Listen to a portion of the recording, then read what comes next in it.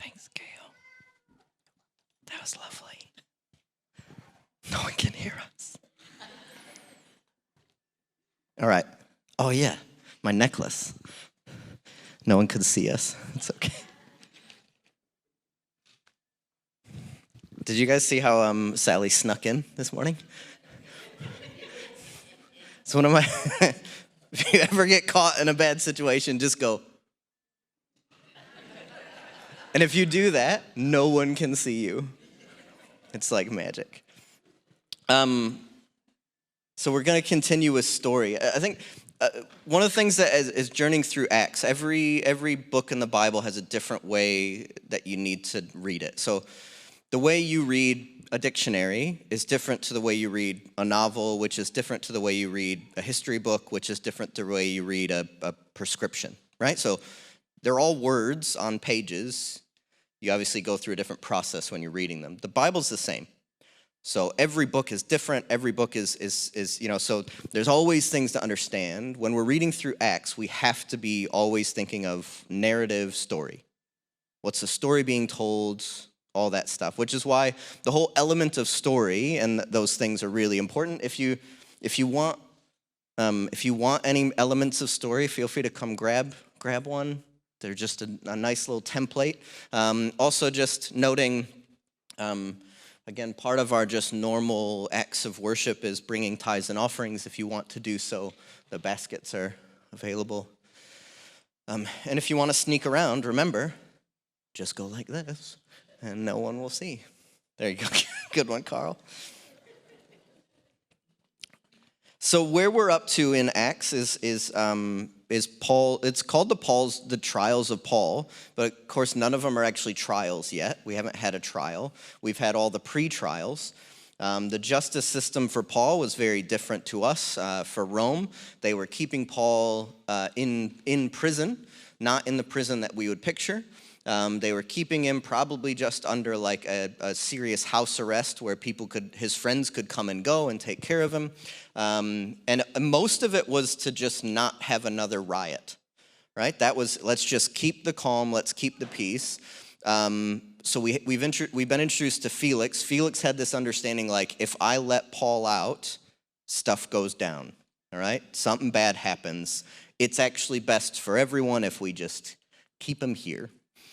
And then we're introduced, so that was chapter 24, and we're introduced to Festus in chapter 25. Now, Felix's story, as we talked about last week, he was a slave-made governor.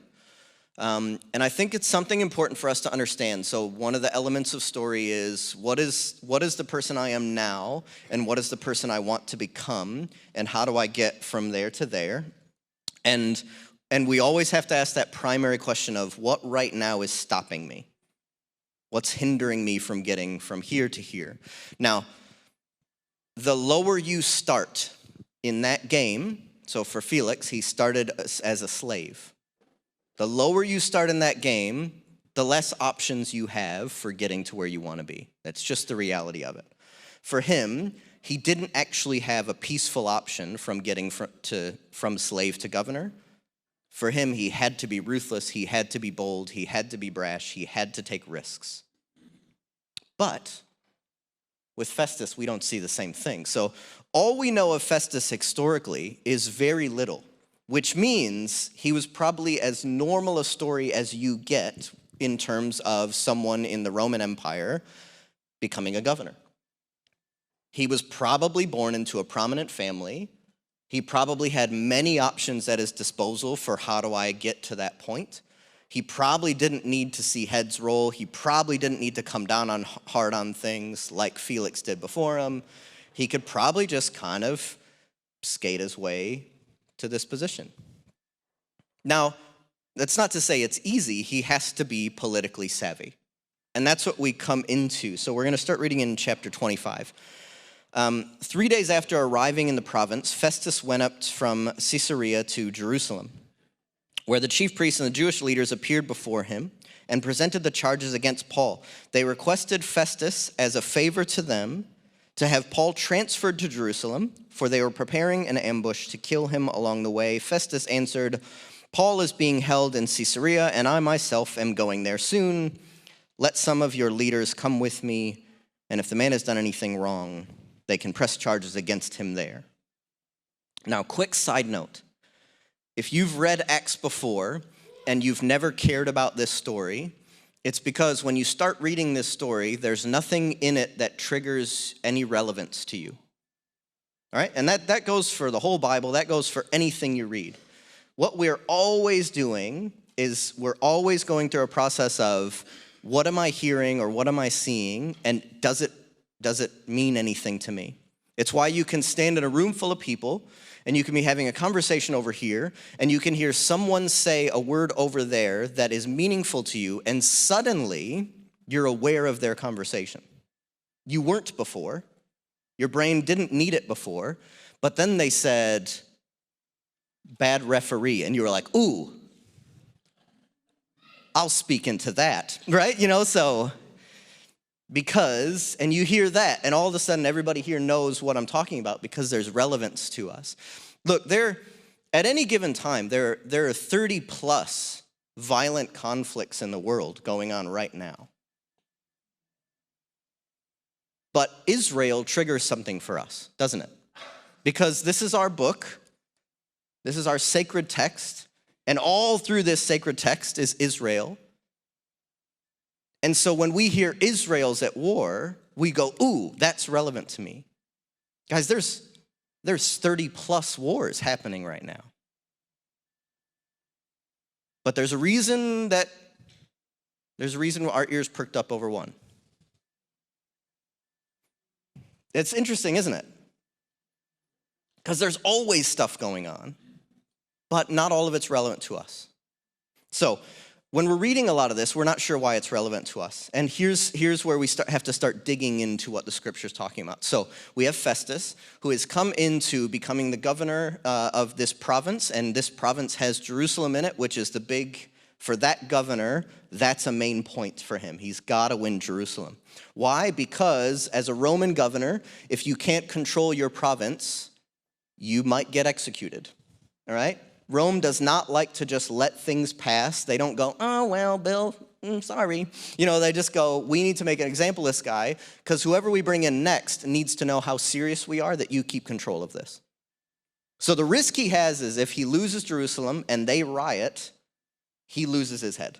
That's a real risk for any governor in that province. So 3 days into taking office, he heads to Jerusalem. Talks to the people there. Now, Paul has spent 2 years in prison, 2 years speaking with Felix, 2 years going about his business, hoping and praying that Jerusalem forgets about him. And they didn't. All right? Festus goes and he's like, hey, Jerusalem, what would you like to raise? And they're like, Paul, we'd like to raise Paul. And he's like, oh, yeah. As officers, when we leave an appointment, we leave a brief of appointment. And what it is it's a warning to whoever's coming after us of what they're about to step into, okay? And so one of the appointments we left, I left a detailed, paper on the cafes in that town. All right, it was detailed. It was, if you want good coffee, you go to that place. If you want great cake, you go to that place. If you want a good meal, you go to that place. You do not go to that place. If you want to be harassed, you will go there. It was a full detailed. And the guy who replaced me was like, that was one of the most helpful things I've ever read. He's like, because I know exactly where to go and exactly what to do. And in Festus's brief of appointment, it would have said, these guys really don't like Paul. Love Felix. So he goes to Jerusalem. What would you like to raise? They say, we'd like to raise Paul, and we'd like for you to send him our way. Now, Festus is also well enough aware to know that what they mean is because you are not allowed to execute someone under Roman rule. Rome has to do it. That's why the Romans crucified Jesus, because Jerusalem couldn't. So they know, but they've also realized that if they're just send him down to us so we can try him, and then they go, how'd the trial go? And then they respond, I don't know, he didn't make it. We lost him. That means we killed him. And Luke is very explicit about that. They asked for him to come down because they planned to kill him on the way. I don't know why I'm smiling about that. I had a big smile on my face, and I didn't mean to. Sorry. All right. After spending 8 or 10 days with them, I like how vague that is. It was like 8 or 10. After spending 8 or 10 days, Felix went down to Caesarea. So he left Jerusalem, went back. The next day, he convened the court and ordered that Paul be brought before him. So a few of the leaders from Jerusalem came with him. This is now the second trial in Caesarea for Paul. When Paul came in, the Jews who had come down from Jerusalem stood around him. They brought many serious charges against him, but they could not prove them. Now, what's interesting here is that this is not how things were supposed to go. That's not orderly. That's not how it's supposed to work in Jerusalem, and that is not how it's supposed to work in Rome. All right? That was not a trial. So what Luke is saying here is he's saying this got out of hand real quick. They would have stood around him, all shouting accusations, none of which they could prove. Again, in the Roman Empire, you don't bring forward accusations you don't have any proof of. What Luke is showing here is these people hated Paul, like passionately. Then Paul made his defense. I have done nothing wrong against the Jewish law or against the temple or against Caesar. Festus, wishing to do the Jews a favor, said to Paul, "Are you willing to go to Jerusalem and stand trial before me there on these charges?" Now, Festus would have been well enough aware to know, well enough. Did that make sense? Do you ever say things and go, what did I just say, and did it make any sense? And then you repeat it, and then you ask everybody that question? That's what I just did. He would have understood that he can only take Paul to Jerusalem with Paul's permission, and he also would have understood if I ask this publicly, the Jews will go, well, at least he tried. All right, so he's playing this game. Now, here's the thing that we're walking into, because in all of our stories, we have who we want to be and what we want to become and what's stopping us from getting there. And in order to get from the person we are now to the person we want to be, we usually need some guide. And this becomes a real key point, is who's going to be this person's guide? So what's the question that Festus would have been asking? The question is, how do I continue to climb the political ladder of the Roman Empire? That would have been his primary question, likely the primary question of his entire life. I am now in Jerusalem. I am now in Caesarea here. I'm over this province. How do I get higher?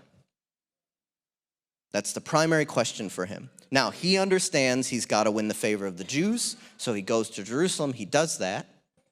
All right? And then he understands that he can't have his first act be publicly executing someone who everyone knows didn't do anything. So this is a bit of a tough situation for Festus. And his whole question this whole time is, who guides me here? How do I make this decision? All right, so you're willing to go to Jerusalem? Paul answered, I am now standing before Caesar's court, where I ought to be tried. I have not done any wrong to the Jews, as you yourself very well know.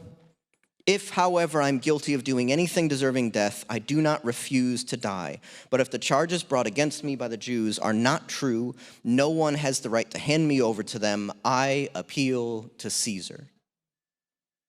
Now, this is a bold statement by Paul, because essentially when you appeal to Caesar, essentially what you're saying is, I will stay in this court, you're not good enough to judge it.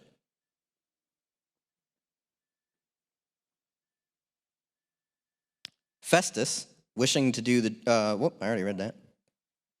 After Festus had conferred with his council, he declared, you've appealed to Caesar you will go.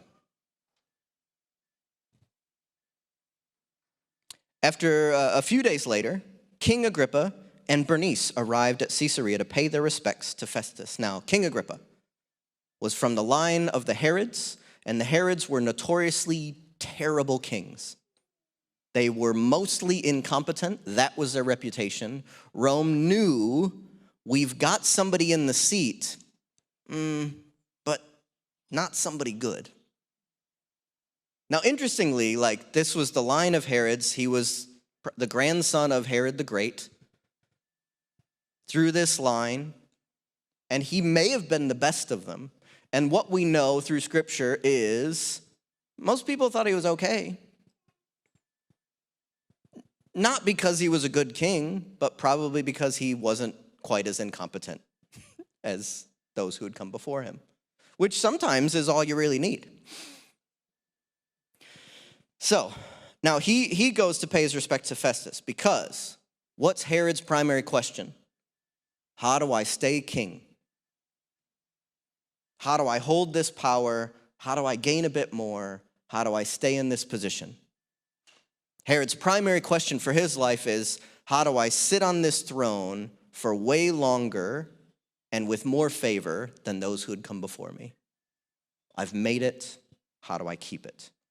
Now, Bernice is really interesting because she's quite simply mentioned because she's basically like the Marilyn Monroe of that era. So she was Herod's sister, but maybe more than sister. And then she was also married to someone else and got married and then went back to live with Herod. And then possibly married someone else after that, but stayed with Herod, and she just kept going with Herod. So the fact that she's traveling with Herod, the reason we know about Bernice is because it's weird. And so it's just worth mentioning that she just so happened to be there, all right? And Paul got to be in, he was there. So the readers, for us, were like, who cares about Bernice? Well, they did, but mostly in the same way that it's a celebrity that would have been in magazines, all right? That's interesting that she's there. So that's the relevance of Bernice. Since they were spending many days there, Festus discussed Paul's case with the king. He said, there's a man from here whom Felix left as prisoner. When I went to Jerusalem, the chief priests and elders of the Jews brought charges against him and asked that he be condemned. I told them that it's not Roman custom to hand over anyone before they had faced their accusers and have had an opportunity to defend themselves against the charges. When they came here with me, I did not delay the case, but convened the court the next day and ordered that the man be brought in. When his accusers got up to speak, they did not charge him with any of the crimes I had expected. So none of what was left in my brief was what they brought before him. Instead, they had some points of dispute, and this is a really interesting thing. This is a Roman official's perspective on this conflict. His perspective on this conflict was, they had some points of dispute about their own religion and about a dead man named Jesus who Paul claimed was alive. For Festus, that pretty much sums it up. Not much deeper than that. I was at a loss how to investigate such charges. But when Paul made his appeal to be held over for the emperor's decision, I ordered him held until I could send him to Caesar. Then Agrippa said to Festus, I would like to hear this man myself. He replied, tomorrow you will hear him. So Agrippa is going to see Festus because that's what you do. There's a new governor. I'm the king of Jerusalem. I'll go pay my respects. Now Festus is still looking for a guide. How do I not make this situation the end of my 8 or 10 days in office? How do I do that? How do I last longer than 2 weeks here? And I think it's interesting, this whole perspective. His perspective is they're having religious disputes and they're arguing about some dead guy that Paul is saying isn't dead. Now imagine being the governor and walking in and that being the argument. Like, oh, you're claiming Jesus. And Paul's like, yeah. And they're like, he's dead. And Paul's like, don't think he is. And you're expected, All right, Phil, what's your decision? And Phil goes, what? Is he dead? Yes. No. Is he dead, Paul? No. Did he die, though? Yes. But is he dead? No. Did you guys kill him? No, you did. I did? No, Rome did. We did? Yeah. Then he's dead. And Paul goes, no. That's the trial. Jury, please excuse yourselves. Figure this out. Come back. What's your verdict? Agrippa and Festus are asking the same question. How do I gain more political power? How do I climb this ladder better? How do I not make the first decision here my last decision? How do I pay my respects to the new governor so that maybe he just gives me more of something?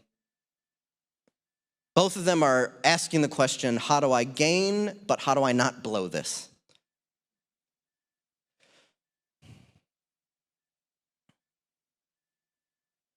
So then the next day, Agrippa and Bernice came with great pomp and entered the audience room with the high-ranking military officials and the prominent men of the city and the command of Festus. Paul was brought in. So Festus announces, here's Paul, here are the issues, here's what's going on. They have a big ceremony, they would have marched in, there would have been a processional, they would have sat down, they would have been wearing fancy clothes. They bring Paul in, he's in chains, and they go, all right, tell your story. Now, Paul plays a really interesting game here. Because he looks at the king and he goes, you'll get it. You'll get it because you're like me. You understand our religion, you understand our rules, you understand our customs. Festus is great, you're great, doing a good job, buddy. But, there's things you don't get. Herod will get it. And he goes, Herod, you knew of me. You've heard of me. And what you've heard is that I played that game. And I was really, really good at it. And you knew me because you knew that I was a Pharisee, that I was trained, that I was developed, that I knew how to do these things. You also knew that I was violently opposed to this Jesus thing. I was traveling to arrest people.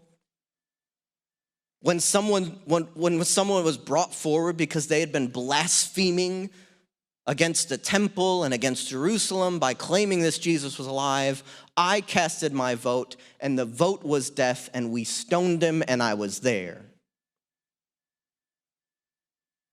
And I did all of this because I believed that my people could get closer to God and that this Jesus was taking them away, because I believed that the law and the temple and the customs and the rules were the only thing that would keep us from being punished by God. And it was my job to keep us getting closer and closer to God. And I would do anything to reach that goal for my people. And then on my way to arrest some more, something happened. And the only way I know how to explain it, but King Herod, you'll get it,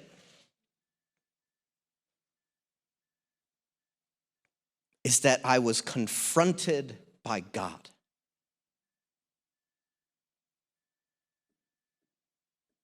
And there was a light and a sound, and I fell from my horse. And when I got up, I was blinded, and a voice I heard from the heavens said, Paul, why are you persecuting me? And I was like, who?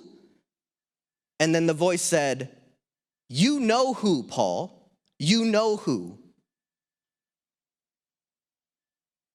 And then Paul went, oh, I messed up. And the voice said, yeah. Can you not? And then Paul said, yeah.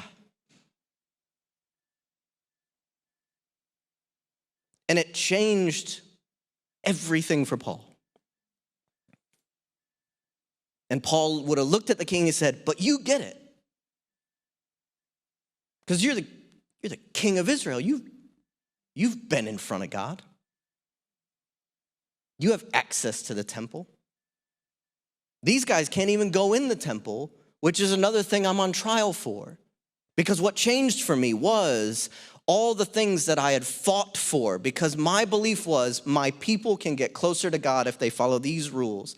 I was confronted with the reality that it wasn't the rules that kept people close to God, it was the love for God and the love from God and the love for each other. And then I was confronted with this truth, and this is the thing that Paul explains, is I'm not sure, I was convinced that this was the truth, and that if you were Gentile, you did not have access, you were unclean, you couldn't come in.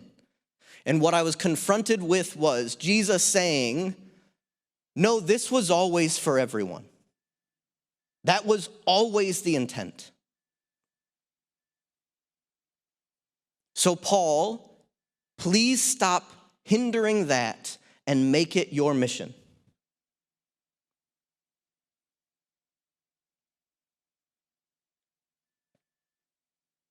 And then Paul would have looked at the king and he said, but you get it. Because you've experienced it, you have it. You know how amazing it is. And you also can find a way to understand that maybe it's weird that we're holding on to this for our own and not sharing it with others.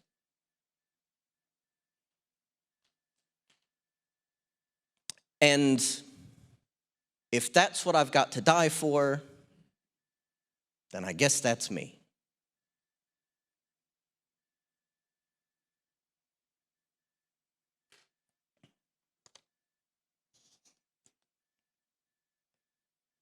And he's sharing this, and then it's this fantastic moment. Because everybody's there. And Paul has this line, and he says, what I experience and the freedom I now have in Christ is what I wish for everyone. I mean, except the chains. I guess if there's one thing, it would be just kind of accept these chains that I'm in. And then we have this moment in verse 24 of chapter 26. At this point, Festus interrupted Paul's defense. You're out of your mind, Paul. Your great learning is driving you insane. You have lost the plot. This would have just changed the atmosphere. Everybody's hearing what Paul's saying, and then he goes, I'm sorry, Paul, you're out of your mind, buddy. And that's when we all would have been brought back to this reality of, no, okay, he had everything. He was at the pinnacle of his society. He was walking in the area of the priests. He was a major part of the Sanhedrin. He was sent on a mission to uphold the values of the church. He was at the top. What these two men think is insane is, why would you give that up for this? Why would you let everything go for this? You've been in prison for 2 years. I'm about to send you to Rome. It's not going to go well. You got Jerusalem asking for your head. They know they're not even allowed to do that. They hate you so much that they're willing to do that. Festus would have looked at him and went, I got to where I am because I kept my mouth shut, Paul. And you're talking to a king who got to where he is because he kept his mouth shut, Paul. Because when you're climbing, you just climb, let it roll. And you had everything, Paul, and you're standing in front of us, and you're saying that you wish your situation for me. The nerve. And this isn't written, but I imagine Paul would have said, we're playing different games.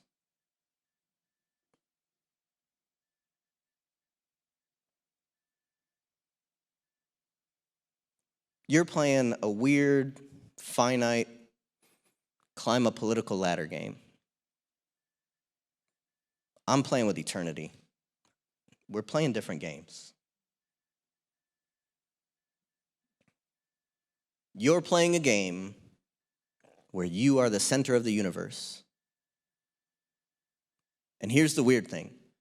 I, Paul, am also playing a game where you're the center of the universe. You're living for you. I'm trying to live for everyone else. We're not playing the same game.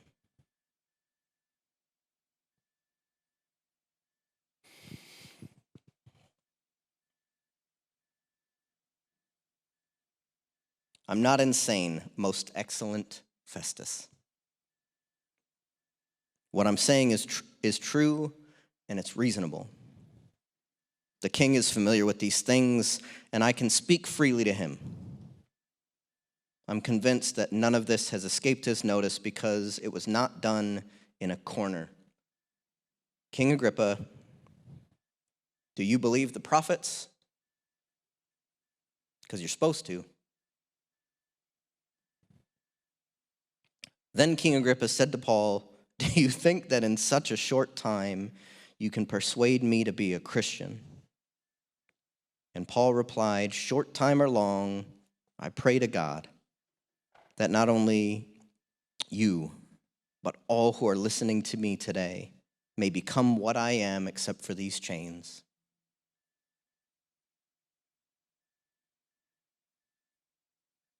Do you think you can make me a Christian in such a short time? And Paul responds, this was always supposed to be for everybody.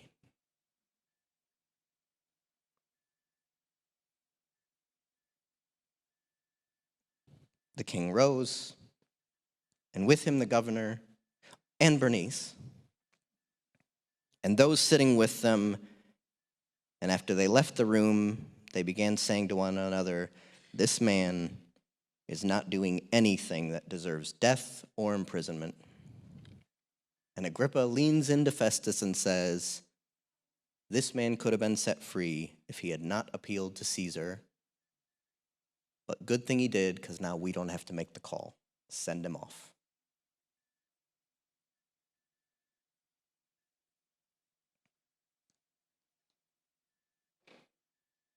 So here's some keys from us from Paul. You are the main character in your story. But what Paul discovered is that as the main character in his own story, he can actually choose to live that story out for everyone else. He's still the main character, but he's not the center of the universe. He is making his choices with Jesus as his guide. And he is making his choices based on, so for Paul, he's not going, who am I right now and who do I want to be? What Paul is saying is, who am I right now and how can I get everyone into a place of freedom and love and God? And who I end up being in that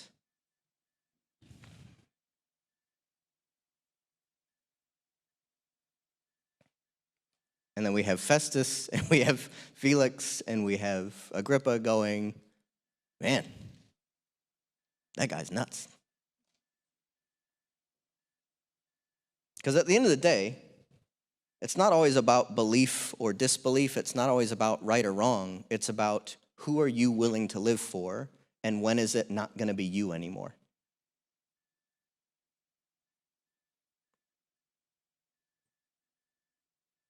And that's what Paul confronts us with.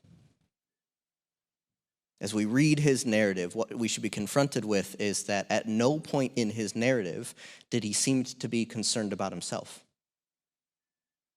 He is always concerned about that one thing that seems to drive him, which is this was always meant to be for everyone.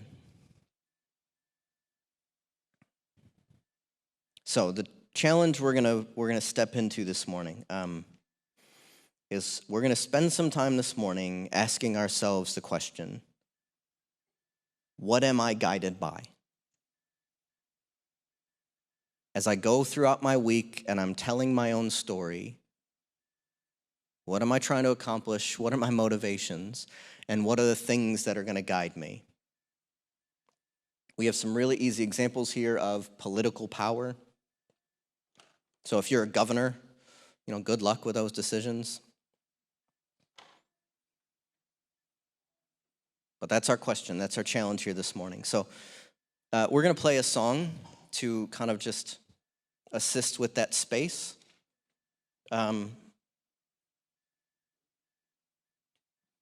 Please feel free to kind of make a stand here this morning. The mercy seat's open. If you want to come and just present yourself before God, please do so. If you want to do any business with Jesus, please do so. I always encourage you to have just good, open, honest conversations with each other. If there's one thing that's beautiful about, if there was only one thing beautiful about having a church family, it's that we have people that we can talk deeply with. So make the most of that. Ask each other good questions. What is it that drives me? What am I living for? And what's going to be my guide today? And what's going to be my guide when I wake up tomorrow?